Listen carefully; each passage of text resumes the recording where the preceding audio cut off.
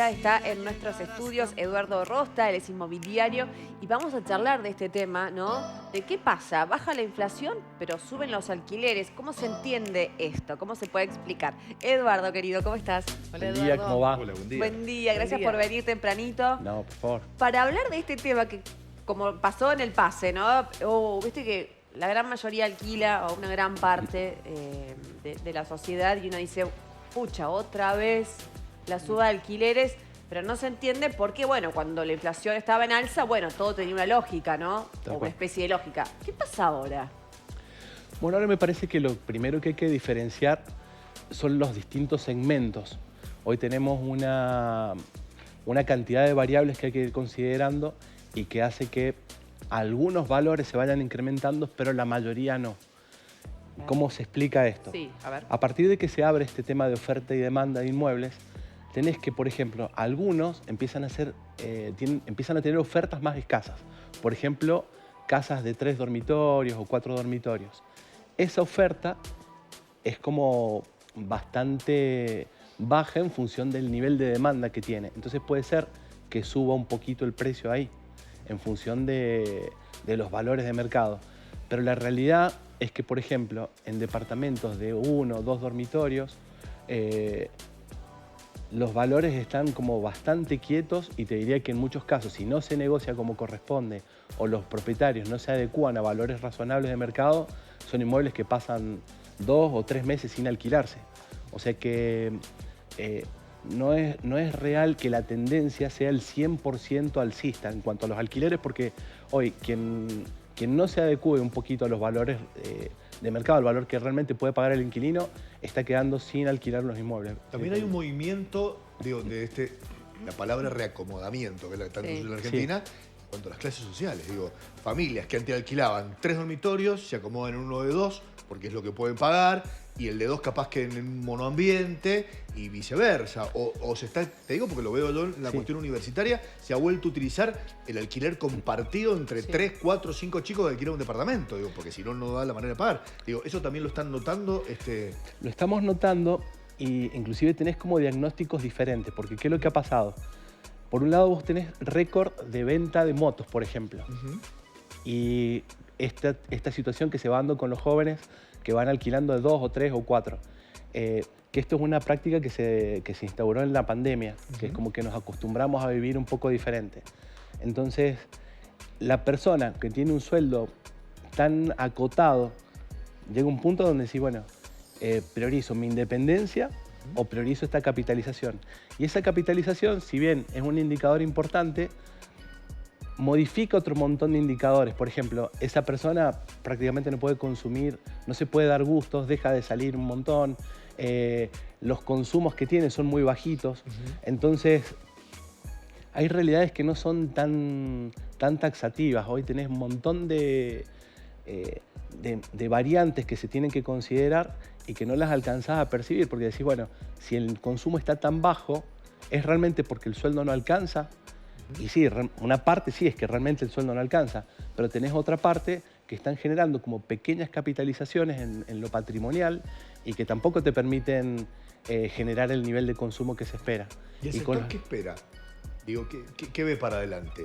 ¿Que la cuestión mejore o se están achicando? Digo, porque cada vez en la oferta de unidades nuevas se ven cada vez más chicos en metros cuadrados construidos. Digo, ¿se está preparando el mercado para un consumidor que cada vez gaste menos o que tenga menos poder adquisitivo? El mercado se va preparando, todavía hay que tener en cuenta que el costo de la construcción está bastante alto y no se ha visto el incremento de unidades habitacionales que se esperaba. Todavía no se ha construido, con el blanqueo y con las distintas medidas que ha ido tomando el gobierno esperábamos que el nivel de construcción subiera mucho y realmente no ha sido así. Todavía no han llegado al mercado nuevas unidades habitacionales de estas dimensiones, un poco más chicas y a valores más acomodados. Sí, lo que tenemos es muchísima oferta, que creció mucho. Después con la apertura del mercado para acá, creció muchísimo la oferta de muebles usados y se da un poco esto que te contaba. Si los valores no se acomodan, quedan 2 o 3 meses sin alquilarse. Claro. Lo que se está viendo con los propietarios, por ejemplo, es hacerle ver que estas expectativas por ahí que tienen con respecto al valor del inmueble, un caso concreto, suponete que decimos vale 100.000 pesos o pretendo 100.000 pesos. Si esperás 3 meses que esa unidad se alquile para que lleguemos a ese valor, si vos prorrateás esos 300.000 pesos, 100 meses acumulados, 3 meses de 100 son 300, lo dividís en 12, te da como si hubieras alquilado hoy a 75.000. Claro. Esas ecuaciones se le están trasladando a los propietarios para que lo pasa perciban. para la venta. Claro. Digo, entiendo que el comentario es que los inmuebles a la venta están hoy a precios, digo, ¿cuesta más barato comprar una casa o vale lo mismo que comprarte un vehículo? Sí. Digo, está ahí. ¿Qué se ve, en cuanto a eso, Edu, qué se ve? Porque, ¿qué está pasando en realidad? Porque observo que en un momento no había carteles de nada. ¿Se acuerdan? Que en un momento no había ni para compra ni para alquilar. Y ahora observo edificios y casas que han vuelto a sacar los carteles, digamos, que están ¿no? Queriendo vender o queriendo alquilar. Eso tal vez estuvo ligado a la ley de alquileres. A la ley de alquileres, digo. Con la ley de alquileres tenías que todo el mundo quería vender. Y las ventas que se generaban eran de aquellas unidades habitacionales que te permitían el doble propósito o triple propósito, que fuera para vivienda o para alquiler temporario o para oficinas. Entonces, si se permitía eso, eran las unidades que se iban vendiendo. A partir de la derogación de la ley de alquileres para acá, el mercado tuvo un cambio bastante importante.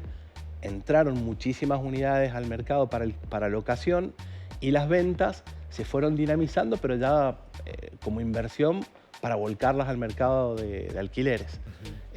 Esa dinámica se ha mantenido y sigue creciendo. Y con los créditos hipotecarios también hemos tenido una movilización mucho más importante. Pero digo, bueno, ahí está. Los carteles están. La Sí. pregunta ahora es, ¿se está vendiendo? Puntualmente, ¿se está vendiendo más con opciones de los bancos que dan, bueno, algún que otro crédito y demás? ¿Se está vendiendo más? O porque puede ser que solo estén los carteles y no haya movimiento. No, O no. también se vende más y se alquila menos. No, se vende. En realidad todo viene con un crecimiento importante. Lo que pasa es que en esto que comentábamos recién al principio, se esperaba, por ejemplo, que el nivel de demanda de los jóvenes, estos que buscaban independencia o parejas que se volvieran a juntar y a seguir su camino, con estas posibilidades de adquisición de autos o de motos, vuelcan esos fondos a capitalizarse y la demanda ha seguido media sostenida con respecto a los valores que teníamos tabulados en la época de la ley de alquileres. ¿Alguna vez en la historia vos viste esto de que en algunos casos los consumos de servicios, electricidad y agua, sean mayores que el costo del alquiler? Digo, porque yo no lo he visto en mi vida, tengo 50 años. No. Jamás en mi vida vi esto. Digo, una persona que invirtió toda su vida para tener un inmueble alquilable obtiene menos renta que la empresa distribuidora de electricidad, por ejemplo. ¿Usted lo ven raro esto? Digo porque lo ve el comercio, que siempre tuvo como primer gasto, digamos, el alquiler y después luz y demás. Es más, te diré, alquiler, sueldos y después esto. Y hoy está por sobre todos los demás gastos y a veces duplicando, triplicando los gastos. ¿A qué cree que se debe Eso esto? no se ha visto nunca. Con este sinceramiento de las tarifas y demás, bueno, un poco se da eso. Por eso es lo que te decía recién, que los valores de las locaciones no pueden subir, no se pueden disparar, independientemente que algún propietario tenga expectativas sobredimensionadas de lo que puede valer la propiedad. La realidad es que no Mirá, no se me puede. diste el pie perfecto, Eduardo, porque nos están llegando mensajes de este tipo, justamente con los aumentos de los alquileres. ¿Qué nos dice Nancy de las Heras? Y en el nombre de ella muchos que están llegando similares. Sí. Pero ella se le venía aumentando cada 3 meses su contrato, o no su contrato, su alquiler se venía aumentando cada 3 meses. Se entiende que es de común acuerdo, que está bien la suba. De 345, ahora que renueva el contrato, tiene que pagar 500.000 pesos. De 345, la suba es de 155.000 pesos. Hoy ya tiene que pagar 500.000. La pregunta de ella, y de muchos también que nos están viendo, es ¿por qué es tanto la suba si se entiende que ese contrato, que ese alquiler fue controlado y fue subiendo de acuerdo a lo estipulado de lo que debiese ser? Entonces, como que ¿por qué tan abrupta la suba del alquiler si yo me voy a quedar en este mismo lugar y debiese, digamos, ¿por qué no decir, bueno, de nuevo en 3 meses me vas a subir y así, seguir con la mecánica con la que veníamos, sino que sea que porque se termina, ¡pum!, pega el Por eso es lo que hablábamos un poco al principio, que el análisis tiene que ser medio como particular, no muy general. A ver. Porque tenés situaciones, por ejemplo, donde los valores referenciales de mercado han quedado como medio desfasados. A lo mejor hace 3 años, no sé las características de esa propiedad, pero a lo mejor hace 3 años arrancó con un valor bajo, se fue actualizando y hoy, por ejemplo, esa unidad habitacional quedó desfasada en el valor de mercado. Hoy, si salieras a alquilarla en el mercado tradicional, Sale tanto. Sale tanto. Pero en ese caso, entonces, ¿está bien? ¿Estaría bien? Por más que uno, entendemos, todo cuesta y que te suban 150.000 pesos es un montón y hay que tenerlo y ya todo cambia. Está bien, pero no hay una fórmula, digamos, que esté relacionada con la inflación. Ese está relacionado con el valor de esa unidad en el mercado. Lo que sí estaría bueno para la gente que está atravesando esta situación es que se sienten a negociar con los propietarios. Claro. Porque independientemente de que a lo mejor esa propiedad hoy vale esos 500 y pico mil pesos, bueno, si ella se va de esa casa, posiblemente encuentre otra en 480. Entonces, sentarse a platicar con los dueños, a renegociar, me salió platicar medio Claro, te salió centroamericano. Sí. Se sienten a conversar con los dueños que y platiquen, vean porque platican, porque platican en el medio. Que Digo, platiquen. Eduardo, Que lo ¿tendrá que vean. ver algo en ese nuevo contrato, el índice a elección, el índice de locación, el de precios al consumidor, el de casa propia? ¿Eso influye después a la hora de esos aumentos trimestrales? Sí, mira, hoy estamos en un punto, por ejemplo, que si lo compararas con la época de Macri, estabas con una inflación de alrededor de un 30 y pico por ciento anual, y en ese momento las actualizaciones eran anuales, Claro. en aquella época. Yo creo que estas actualizaciones cuatrimestrales o semestrales o trimestrales llegaron y es poco probable que se modifiquen, pero los niveles de incidencia que van a tener son muy bajitos. Por ejemplo, ahora para agosto el ICL va a estar en el orden del 55, casi 56%. Trimestralmente o cuatrimestralmente te da alrededor cuatrimestralmente el 13%. O sea que los saltos no van a ser importantes.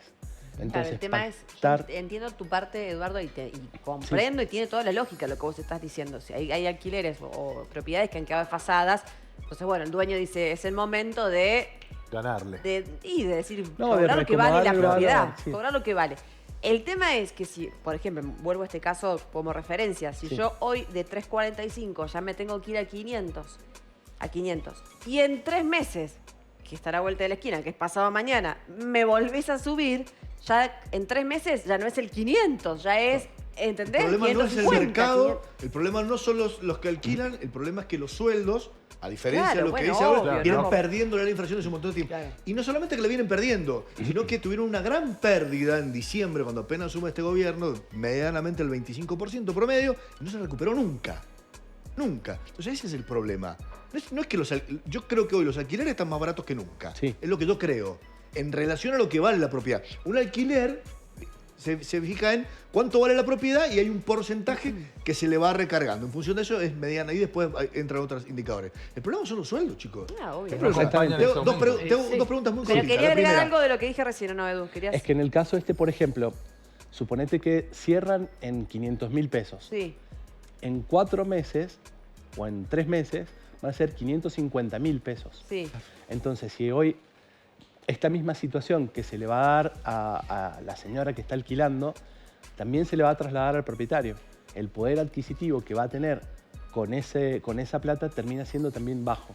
Entonces, hoy cuando hay que diferenciar lo que son las actualizaciones durante el proceso de la locación, durante el contrato, versus lo que es cuando vence y se reinicia el contrato. En muchos casos, que va a empezar a pasar ahora, muchos contratos han quedado con esta continuidad que planteas vos. Por ejemplo, venían actualizándose bien, se venció, se va a renovar y posiblemente no tengas prácticamente incrementos con respecto al nuevo canon, al nuevo contrato que vas a generar.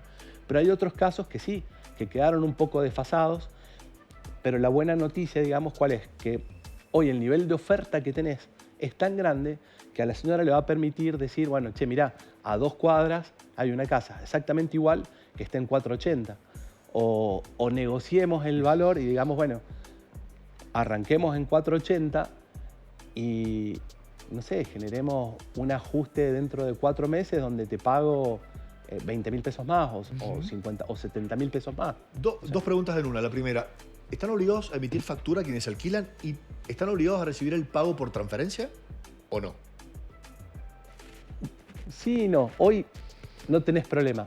¿Cómo sí? Ay, creo que- Rodo. No, sí, no, digo. Bueno, Sí, pero para porque eso me explicás, no te ha sido la pongas eterna así, discusión. ¿no? Si te transfiero o no. Y tenés toda la gente haciendo la cola Es verdad. Bueno, para hoy, pagar alquiler. hoy no tenés ninguna excusa para no recibir la transferencia, digamos. ¿Por qué? Porque con los mínimos que estableció el gobierno, que tenés que justificar el gasto, bueno, tenés hasta 50 millones. O sea que la verdad Claro. es que aquella persona que no tenga su alquiler registrado, que hay que reconocer que Como hay un debería. mercado muy importante en esa situación, no tiene problema en recibir esa plata por transferencia. Hace Claro. años atrás eso era una realidad bastante compleja Claro. y la gente trataba de que, como te estaban rastreando de a 100.000 pesos, entonces, bueno, evitaban que esto pasara. Entonces venían a las empresas, a la inmobiliaria o a lo del propietario con la caja de zapato con la plata del alquiler. Sí. Hoy no hay problema. No hay excusa para que no se haga así. ¿Y la otra cortitísima ya está? No, ¿Cuál bueno, era? y el tema de la factura y el tema de la transferencia, digo, están las dos Sí, respondidas. tienen ahí. que facturar y tienen que transferir. Ok. Y se puede transferir, no hay ningún problema. Eduardo Rosta, muchísimas gracias por estar con nosotros. Siempre un placer tenerte y que respondas todo. Bueno, Muchas, gracias, muchas gracias. Gracias, Este aplauso es Eduardo. para vos. Gracias, Edu. Gracias a ustedes.